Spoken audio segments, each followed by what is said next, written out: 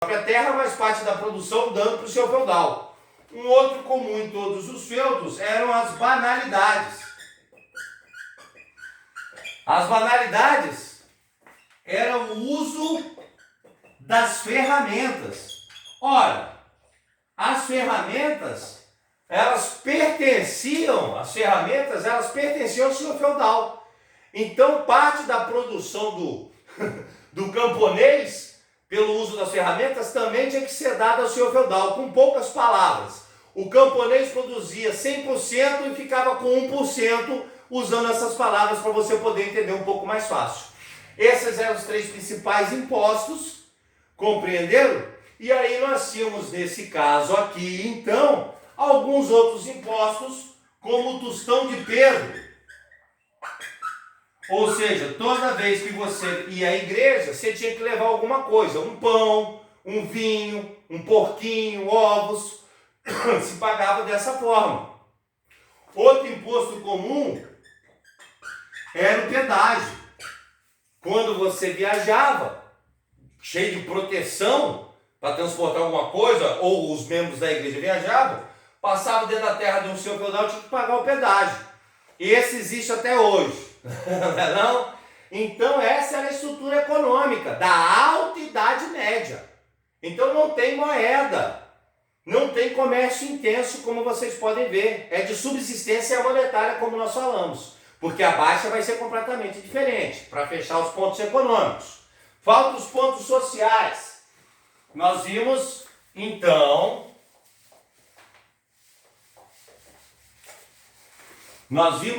aqui os pontos políticos, os pontos econômicos e os pontos sociais. A sociedade medieval é uma sociedade estamentada. Uma sociedade estamentada ou de ordem, né? Ou seja, o cara nasceu, senhor feudal morre senhor feudal, nasceu camponês, morre camponês, porque Deus quer assim. Nós vamos entender que a divisão era assim. Você tem aqui o nobre, tá ok? Você tem o clero. Deixa eu colocar mais para cá para poder caber para nós aqui, ó. Nós temos aqui o clero, nós temos o nobre, tá ok? E nós temos aqui o camponês. Esse camponês, ele pode ser o servo de um senhor feudal, como nós aprendemos, ou ele pode ser um vilão, morar na vila, lá do pântano. O nobre, ele é um senhor feudal, e ele também pode ser um cavaleiro. Então vamos entender essa sociedade? O cara nasce nobre, morre nobre. Nasce camponês, morre camponês. O primeiro filho, o primogênito do senhor feudal, herda a terra. O segundo filho vai para a igreja. Professor, então se o segundo filho do senhor feudal tem que ir para a igreja, ele subiu? Não. Porque a sociedade medieval ela é estamentada. O cara nasce nobre, morre nobre. O filho mais velho é primogênito, herda a terra. Assim falava a igreja, assim ensinava a igreja. Então, quando o segundo filho nascia, ele ia para o clero, ele entrava para a igreja. Isso queria dizer que Deus queria que aquela alma do segundo filho servisse a ele, assim que eles entendiam. Então, o primeiro filho herdava a terra, o segundo ia para a igreja. O senhor feudal, todo senhor feudal era um nobre. Mas nem todo senhor feudal acabava se tornando um cavaleiro, tá vendo? O segundo filho ia para a igreja. Nem todo nobre também era cavaleiro. Estão entendendo? Porque na nobreza você tem a princesa, a rainha. Estão entendendo? Olha só. E aí o camponês, ele também podia entrar no feudo e ser um servo. Mas se ele estava fora do feudo, ele era um vilão. Então presta atenção, na sociedade medieval é uma sociedade estamentada, isso quer dizer que não tem mobilidade social, não tem uma mobilidade vertical. mas essa mobilidade horizontal acontecia. E por quê? Porque Deus queria. Por isso que você pode afirmar no seu Enem, ou em qualquer outra prova, que na Idade Média nós temos uma divisão, galera, uma divisão sócio-religiosa, olha lá. Uma divisão sócio-religiosa, diferente hoje da nossa, que é a divisão socioeconômica. Quem tem mais condições, quem é mais rico está no topo, quem é mais pobre está na classe E, tem a galera da classe média, hoje se divide em classe A, B, C, D e E. Aqui é uma divisão socio-religiosa. Por quê?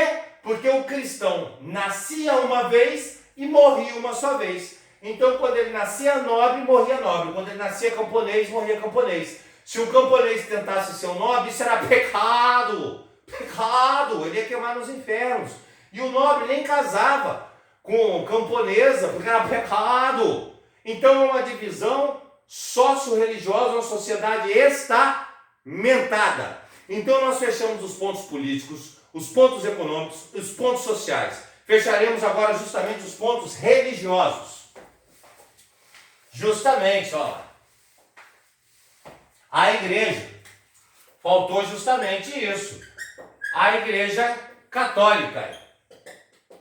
A igreja católica. Ela será a instituição mais poderosa de toda a Idade Média. Será a instituição mais poderosa de toda a Idade Média, galera. Os motivos para você responder no seu Enem aí, no seu ensino médio, no fundamental, tá? Na sua prova do pré-IFES, tá? Os motivos, primeiro deles, a igreja vai doar terras. Ora, ela era dona de terras, então ela herdou as terras de Roma e chega a doar terras. Então já começa aí o motivo, tá entendendo? Segundo motivo, a igreja ela tinha influência nos feudos aí. Ela tinha influência nos feudos. Ela era que batizava, ela que casava, ela que dava a extrema-unção. Os padres, eles estudavam, porque a maior parte das pessoas na Alta Idade Média são analfabetas. Quem mais estudava era a igreja, então eles sabiam construir, sabiam montar, então eles influenciavam os feudos. É o que nós chamamos de poder universal. A igreja tinha poder de influência, poder universal. Ela não mandava nos feudos, ela influenciava. Por isso que ela é uma instituição muito poderosa, a mais poderosa de toda a Idade Média. E o outro ponto é que a igreja ela detinha o conhecimento. A igreja ela é que tinha suas escolas, tá ok? Chamava todo mundo para estudar, ninguém ia. Porque a igreja ela não escondia o conhecimento, ela manipulava esse conhecimento. Tá ok? E manipular, galera, não é manipular para o mal somente. Você pode manipular uma criança para o mal ou manipular uma criança para o bem. Você pode fazer um remédio manipulado para envenenar a pessoa ou um remédio manipulado para salvar a saúde da pessoa. Ora. Então a igreja, ela detinha o conhecimento, ela manipulava esse conhecimento dentro do pensamento cristão. Ela ensinava o que ela julgava o certo, o que era errado ela escondia nos mosteiros. É isso aí que ela fazia. Então a igreja ela detinha o conhecimento. Os padres, bispos, cardeais, eles são arquitetos, matemáticos, médicos, mesmo que fosse bem rudimentar. Por isso que ela tem essa forte influência aí. Estão entendendo? Para a gente fechar a religião, já que nós entendemos esse motivo, e fechar a Alta Idade Média em relação à Europa Ocidental aí, nós temos aqui o seguinte, vou dividir desse jeito. Na Alta Idade Média, nós temos como principal filósofo, temos na filosofia, Santo Agostinho. Santo Agostinho. Que vai criar aqui a filosofia neoplatônica, o neoplatonismo. Ou seja, galera, Santo Agostinho, ele vai interpretar a concepção judaico-cristã de mundo à luz da filosofia de Platão. Compreenderam? Santo Agostinho cria a ideia do antes de Cristo e o depois de Cristo no seu livro A Cidade de Deus.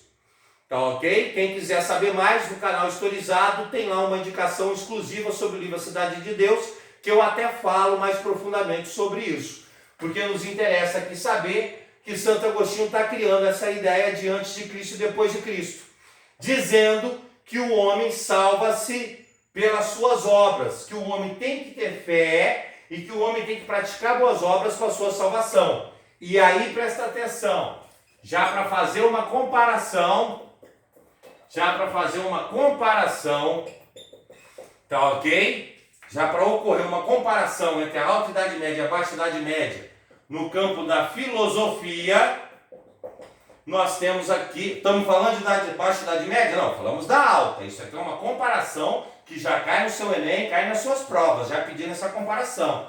No campo da filosofia, nós temos São Tomás de Aquino, que vai dizer o seguinte: tanto pela fé quanto pela ciência, o homem chega a Deus. Ou seja, São Tomás de Aquino está criando uma filosofia chamada de escolástica.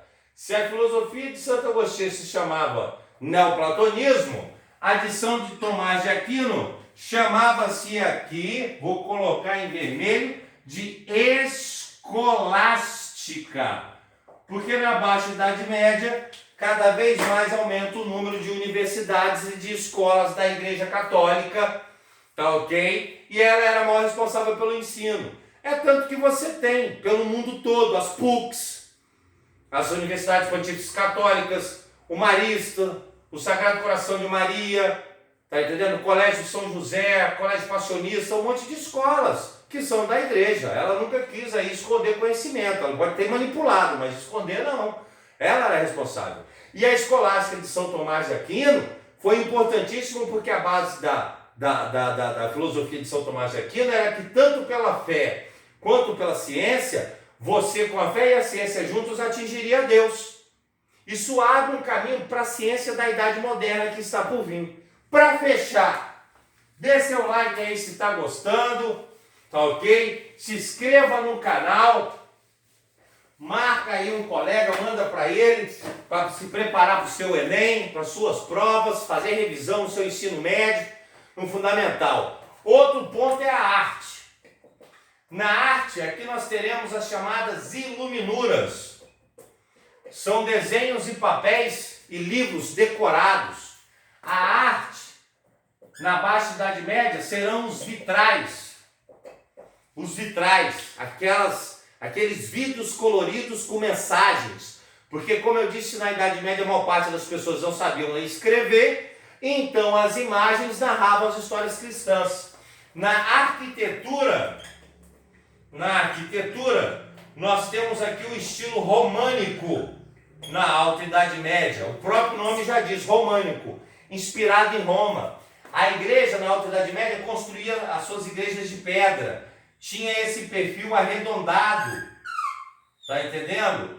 Perfil de construção arredondada, olha só. Sabe? Desse jeito assim, ó. É igual o inspirado em Roma, é só você lembrar do Coliseu, não é em arco assim, ó, construção em arco? Então, por quê? Porque aqui na Baixa Idade Média, galera, a arquitetura será justamente a arquitetura gótica. Aqui as igrejas vão ganhar características de ponta, ó. Tá entendendo? Elas vão ter essas pontas para dar essa sensação, ó, de que Deus, tá entendendo? Deus, ele está justamente lá em cima, ó, a construção com esse perfil tá? Para você chegar e olhar para o céu e ver. Então a construção gótica. E qual foi o grande lance da construção gótica? As colunas. Porque aí se fazia grandes colunas, não construía em arcos, e aí você podia botar aqueles vitrais gigantescos para contar as histórias. Porque o teto inteiro estava apoiado em coluna. Olha o que a Igreja Católica inventou, galera. Os prédios de hoje.